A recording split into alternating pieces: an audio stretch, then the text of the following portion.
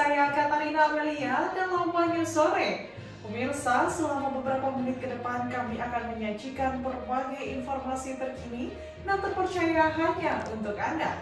Mulai dari kabar mengenai Ratna Sari Dewi Soekarno, istri Presiden pertama Republik Indonesia Soekarno, menghadiri upacara peringatan Hari Ulang Tahun ke-81 Kemerdekaan Republik Indonesia di Istana Merdeka, Jakarta. Setibanya di Istana Merdeka, Dewi mengaku terkejut melihat banyak perubahan yang terjadi di kawasan Istana Kepresidenan sejak terakhir kali ia berada di sana. Kabar terbaru lainnya, pemirsa, kericuhan mewarnai peringatan 21 tahun Hari Damai Aceh yang berlangsung di Banda Aceh, termasuk aksi pengibaran bendera bulan bintang. Mantan Wakil Presiden Yusuf Kala menilai kejadian tersebut bukan merupakan bentuk perlawanan masyarakat Aceh terhadap pemerintah pusat. Pemirsa, inilah Wanyu Sore selengkapnya. Lapor upacara ziarah nasional dan renungan suci siap dimulai. Laksanakan. Presiden Republik Indonesia dan Wakil Presiden Republik Indonesia menuju tempat upacara.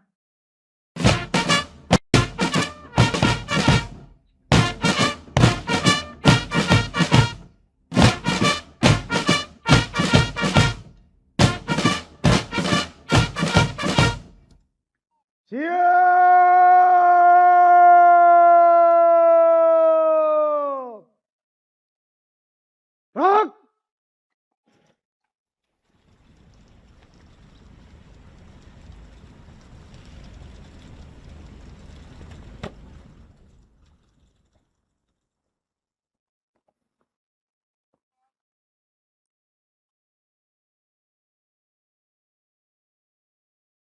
Peletakan karangan bunga oleh Presiden Republik Indonesia.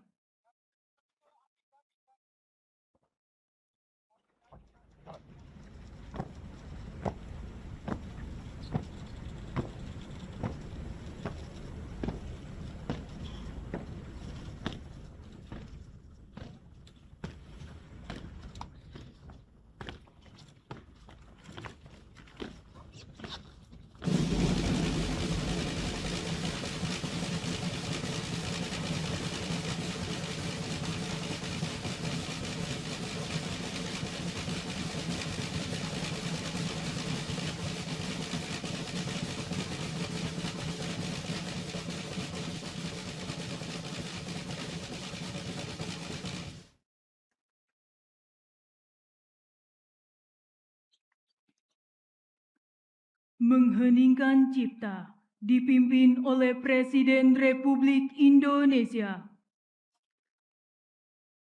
Marilah kita menundukkan kepala kita, mengenang jasa dan arwah para pahlawan yang telah berkorban jiwa dan raganya untuk kemerdekaan dan kehormatan bangsa Indonesia. Mengheningkan cipta, mulai.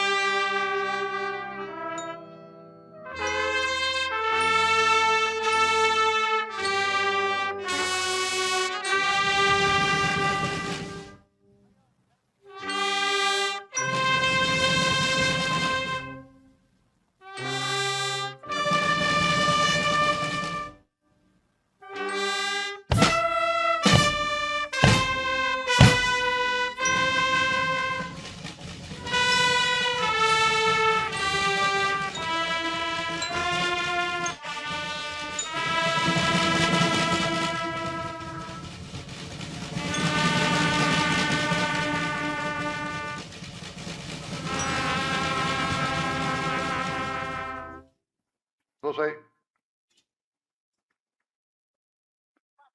Penghormatan kepada arwah pahlawan dipimpin oleh Komandan Pasukan.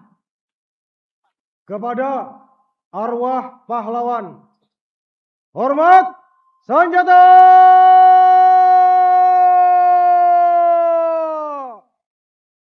Rak!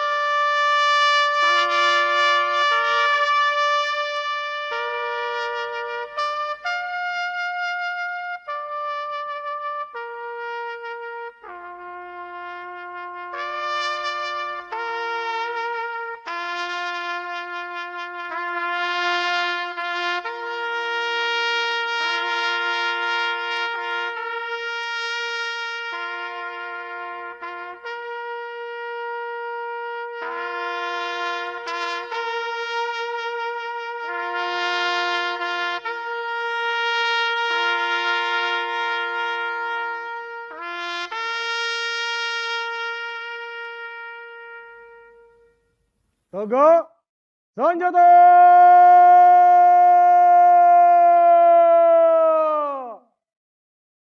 Rak!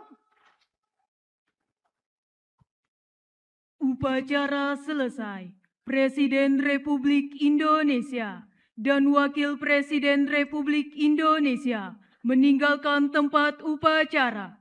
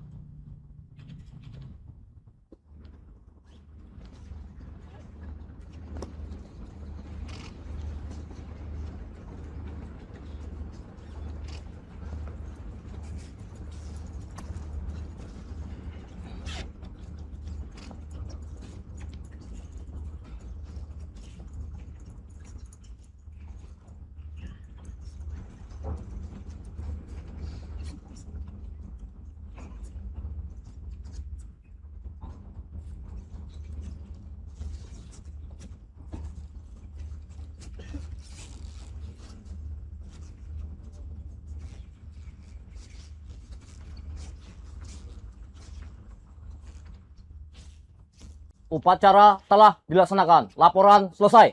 Terima kasih, bubarkan. Bubarkan.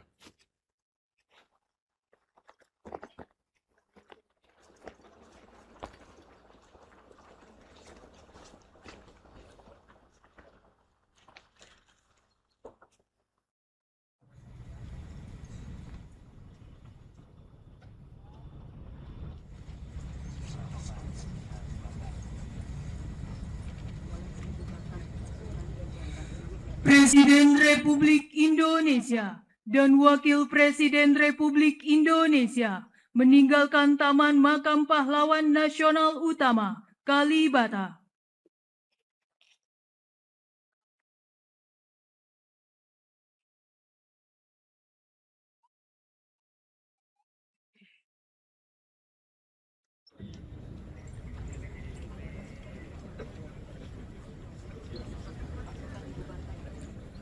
Upacara ziarah nasional dan renungan suci dalam rangka peringatan Hari Ulang Tahun ke-81 Kemerdekaan Republik Indonesia tahun 2026 selesai. Komandan pasukan dapat membubarkan pasukannya.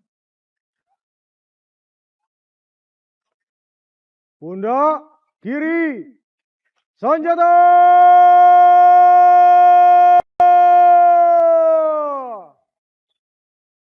Rak. Berturut-turut dari Angkatan Darat. Belok kanan. Maju. Jalan.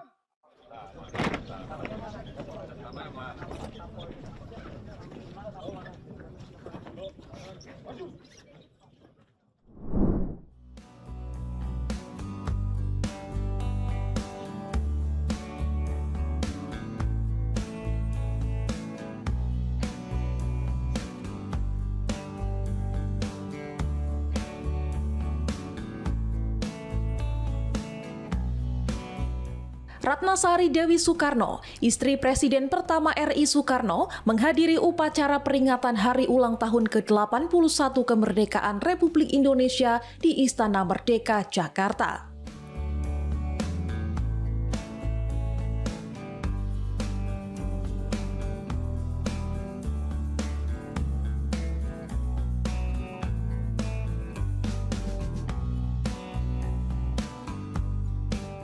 Dewi Soekarno tiba di Kompleks Istana Kepresidenan pada Senin 17 Agustus 2025 dengan mengenakan kebaya putih yang dipadukan selendang bernuansa merah kecoklatan.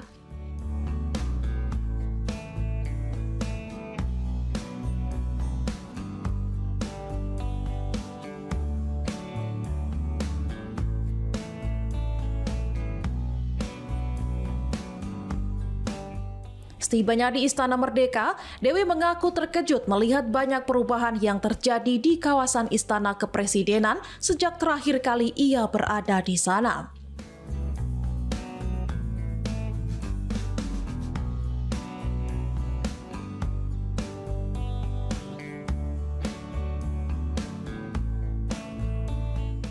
Ia menyoroti sejumlah bangunan baru yang kini berdiri di area kompleks istana dan mengingat bahwa kawasan tersebut dahulu memiliki halaman yang jauh lebih luas.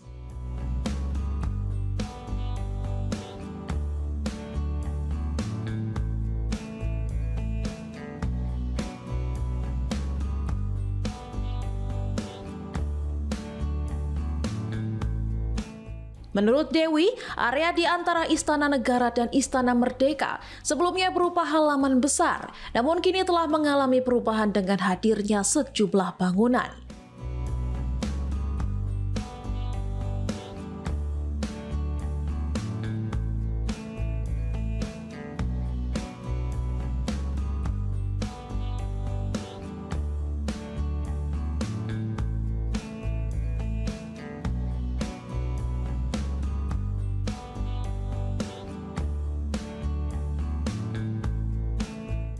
Menteri Sekretaris Negara Prasetyo Hadi menjelaskan bahwa kehadiran Dewi Soekarno dalam upacara Hari Ulang Tahun Kemerdekaan Republik Indonesia bukanlah hal yang baru.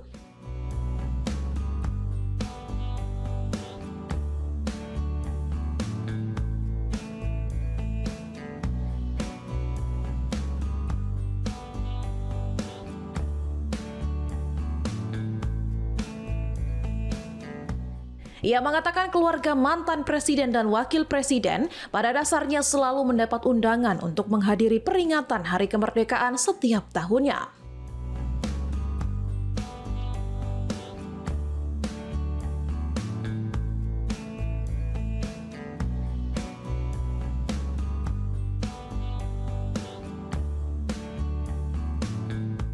Namun tidak semua undangan tersebut dapat dipenuhi karena kehadiran para tokoh dan keluarga menyesuaikan dengan waktu serta jadwal masing-masing.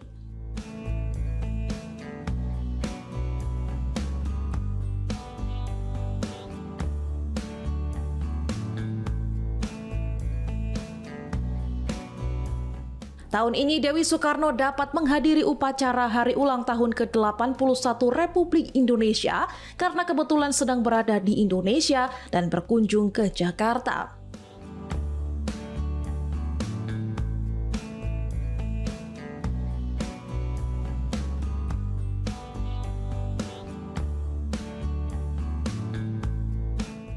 Kehadirannya pun menjadi sorotan, terutama setelah Dewi Soekarno mengungkapkan rasa terkejutnya melihat perubahan besar yang kini terjadi di kawasan Istana Kepresidenan.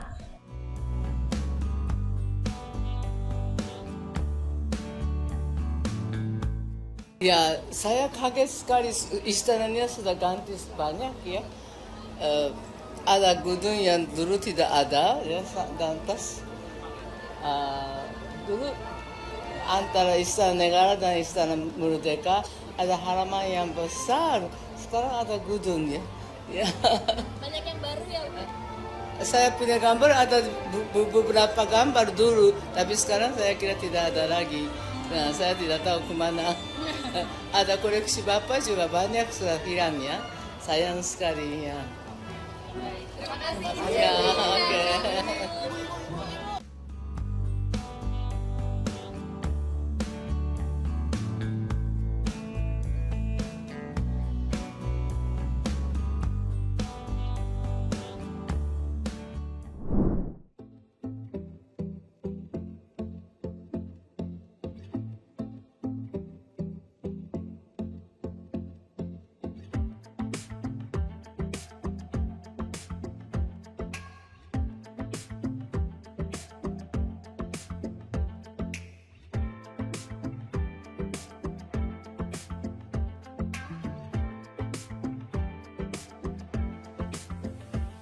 Peringatan hari ulang tahun ke-81 kemerdekaan Republik Indonesia di Jawa Barat tahun ini berlangsung dengan suasana berbeda dengan pengibaran merah putih dipusatkan di halaman Gedung Sate. Sebelum upacara dimulai, sang saka merah putih terlebih dahulu dikirap dari Gedung Pakuan menuju Gedung Sate sebagai bagian dari rangkaian peringatan kemerdekaan.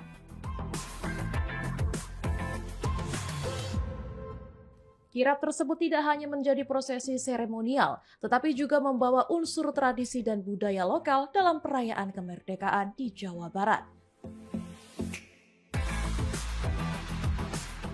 Di hadapan jajaran Forkopimda dan masyarakat, Gubernur Jawa Barat Deddy Mulyadi menyampaikan bahwa makna kemerdekaan harus dilihat dari kondisi nyata yang masih dihadapi masyarakat. Deddy menilai pemerintah perlu jujur mengakui bahwa meski Indonesia telah merdeka, pemerataan layanan dasar dan kesejahteraan masyarakat masih menjadi pekerjaan rumah.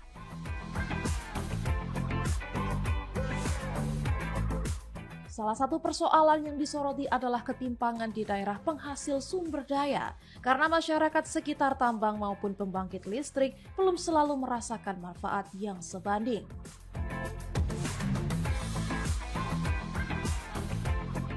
Pemprov Jawa Barat berencana membenahi tata kelola keuangan daerah dengan mengarahkan realokasi anggaran kepada program yang lebih berdampak bagi kebutuhan masyarakat.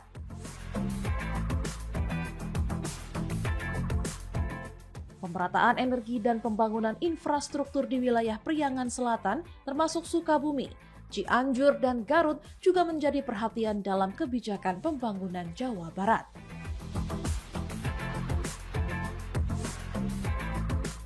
Deddy menegaskan anggaran pemerintah harus memberikan manfaat nyata dan mengkritik kegiatan birokrasi yang bersifat rutin tetapi menyerap anggaran tanpa dampak langsung bagi masyarakat.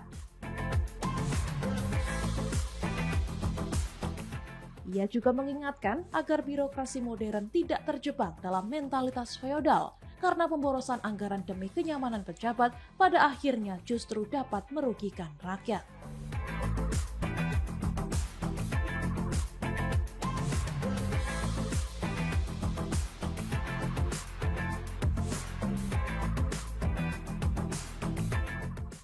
Ya kan kita harus jujur tentang keadaan kita. 81 tahun merdeka, layanan dasar pemerintah belum bisa berjalan secara efektif. Saya berikan contoh misalnya, ketika saya jabat 500.000 loh warga Jabar nggak punya listrik. Padahal Jabar itu pusatnya energi listrik. PLTA ada di sini, geotermal ada di sini, bahkan di Cirata sekarang ada PLTS. Nah, pembangunan ini selama ini seringkali mengabaikan daerah-daerah yang menjadi sumber produksi. Sehingga sehingga daerah sumber produksi itu sering mengalami penderitaan. Daerah di situ ada tambang, masyarakat di situnya paling menderita. Uang bagi hasilnya geser ke tempat lain. Di situ menghasilkan listrik, orang situnya terusir, tapi listriknya nggak kebagian. Nah ini kan perspektif yang harus segera dibenahi dan diakui sebagai sesuatu yang harus dikoreksi dalam tata kelola keuangan daerah. Saya kan ngomongnya daerah provinsi Jawa Barat. Ya. Nanti langkahnya seperti apa ke depan? Ya kita harus segera terselesaikan. Kan saya bisa tuh nyelesaikan dalam waktu 2 tahun anggaran kan bisa. Kemudian layanan dasar yang lainnya juga nanti secara bertahap akan selesai seiring dengan kebijakan-kebijakan realokasi yang terus kita tingkatkan, dan yang paling utama adalah pemerintah terutama penyelenggara kegiatan keuangan daerah itu nggak boleh abai pada layanan dasar dengan mengutamakan aspek-aspek yang bersifat rutinitas. Berapa sih uang kita yang dibuangin untuk kegiatan rutinitas?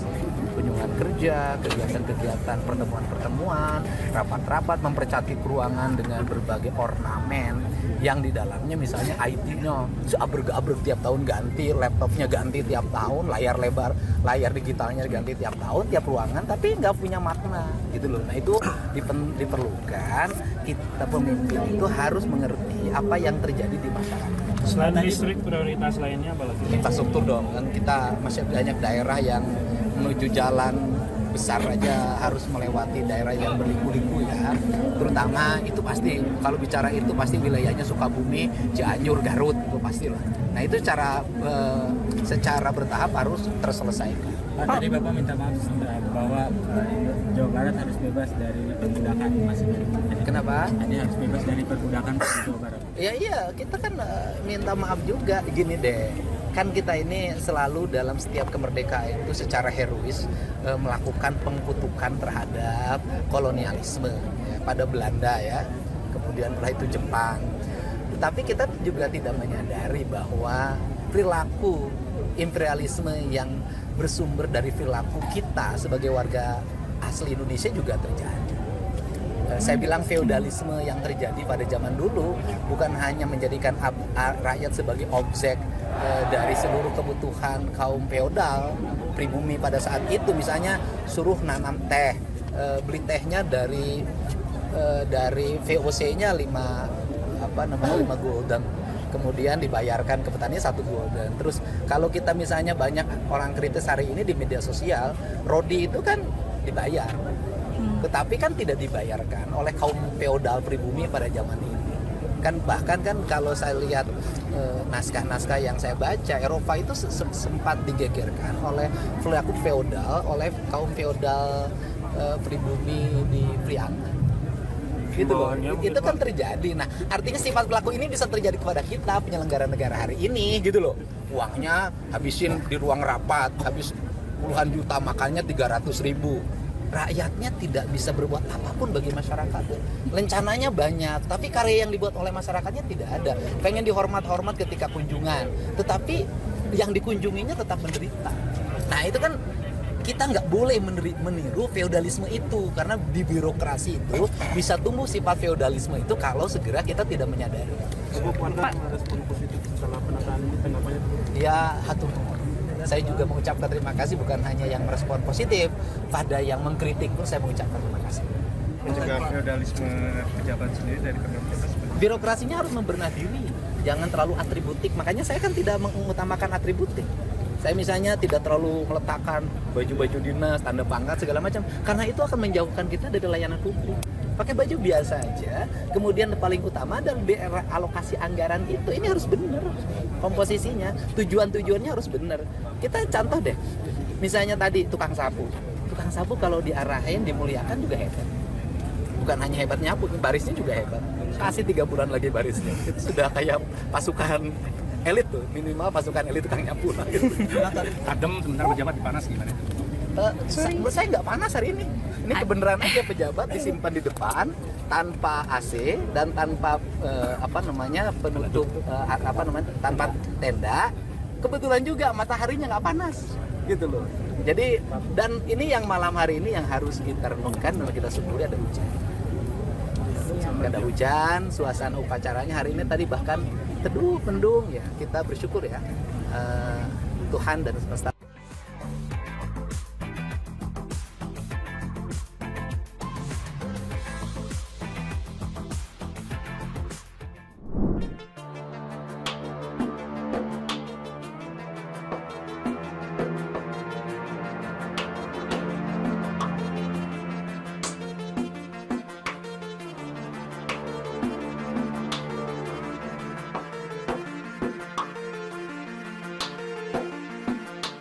Kericuhan mewarnai peringatan 21 tahun Hari Damai Aceh yang berlangsung di Banda Aceh, termasuk aksi pengibaran bendera bulan bintang.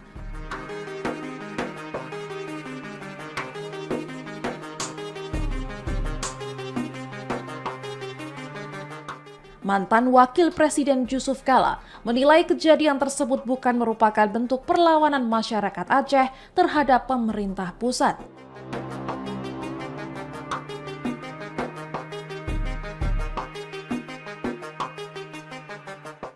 Menurut JK, kericuhan lebih dipicu oleh ketidakpuasan serta konflik internal yang terjadi di antara kelompok ex-GAM di Aceh. Ia mengatakan aksi tersebut lebih berkaitan dengan persoalan kepemimpinan internal Aceh daripada penolakan terhadap pemerintah pusat.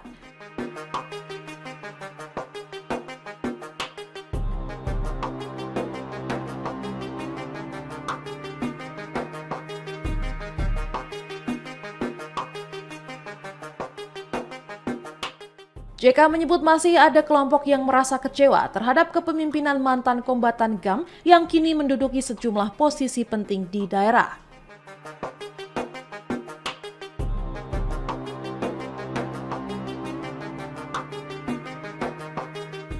Ketegangan kemudian berkembang menjadi bentrokan antara massa dan aparat keamanan di sekitar kawasan Masjid Raya Baitur Rahman.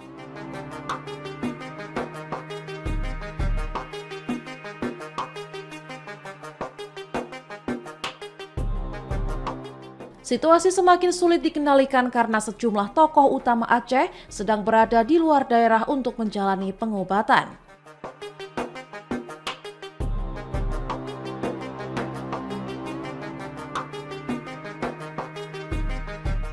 Gubernur Aceh Muzakir Manaf diketahui berada di Kuala Lumpur, sedangkan Wali Nanggro Malik Mahmud tengah menjalani perawatan di Penang ketika kericuhan terjadi.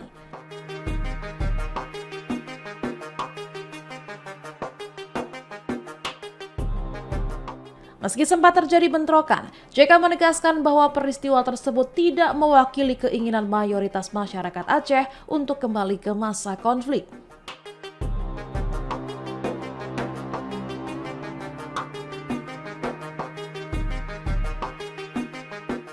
Ia berharap seluruh masyarakat dan pemimpin Aceh dapat mempertahankan perdamaian yang telah terjaga selama 21 tahun dan tidak membiarkan persoalan internal mengganggu kondisi tersebut.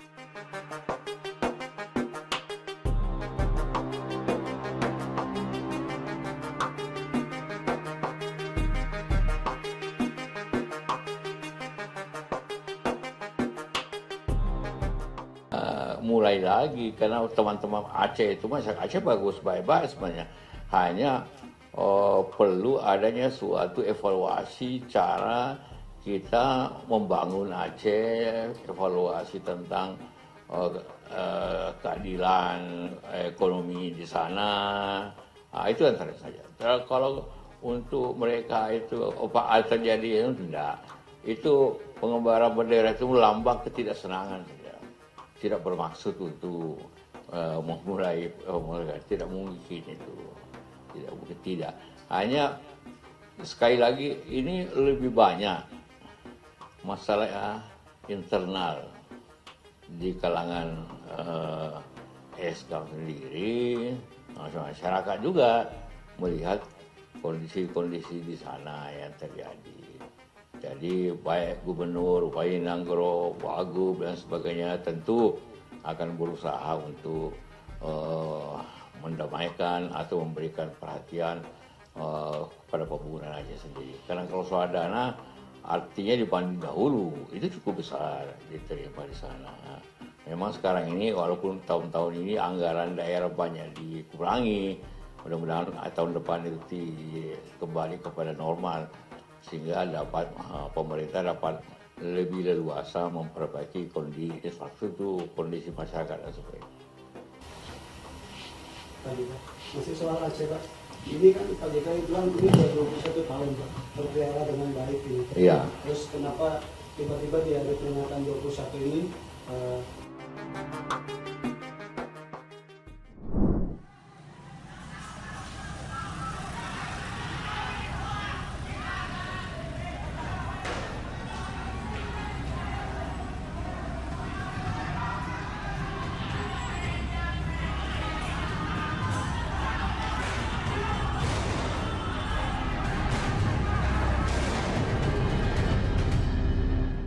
Dua kelompok remaja terlibat tawuran di Jalan DI Panjaitan, Jatinegara, Jakarta Timur.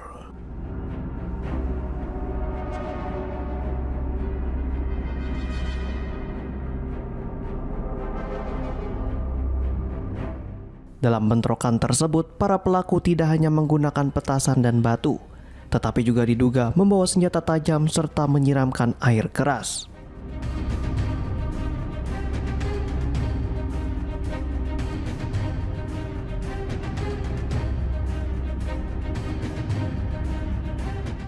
Tawuran tersebut terjadi pada dini hari. Kedua kelompok remaja saling menyerang di tengah jalan, sehingga mengganggu aktivitas pengguna jalan dan membuat warga sekitar resah.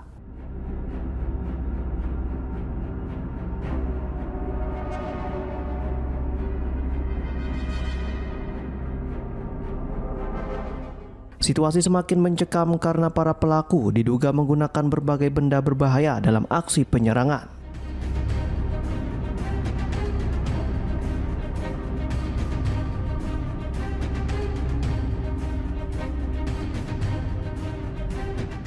Warga pun terpaksa keluar rumah dan memperketat penjagaan untuk mengantisipasi dampak tawuran.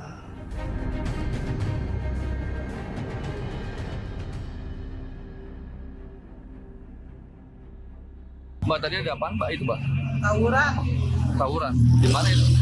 Itu anak swadaya. Itu umuran berapa? Warga apa emang para remaja? Remaja. Ya, orang jauh lah. Tadi itu pada polisi ke sini? Biasa mantau, nyari. Ada yang diamanin nggak? Nggak ada sih. Tapi emang sering setiap libur itu tawuran? Ya, udah lama juga sih. Udah lama. Baru mulai lagi lah.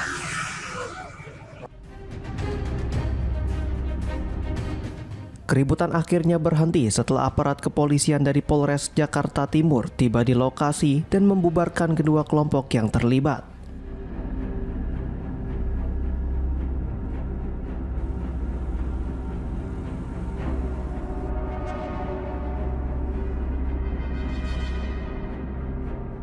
Untuk mencegah tawuran kembali terjadi, polisi kemudian melakukan penyisiran serta meningkatkan pengawasan di sekitar lokasi kejadian.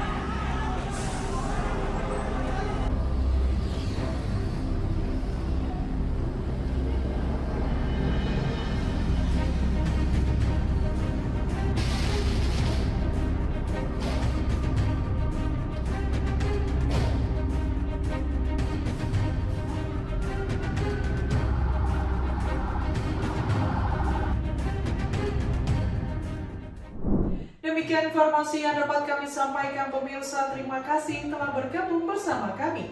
Saya Katarina Amelia dan seluruh tim yang bertugas undur diri. Sampai jumpa kembali dalam One News Sore berikutnya.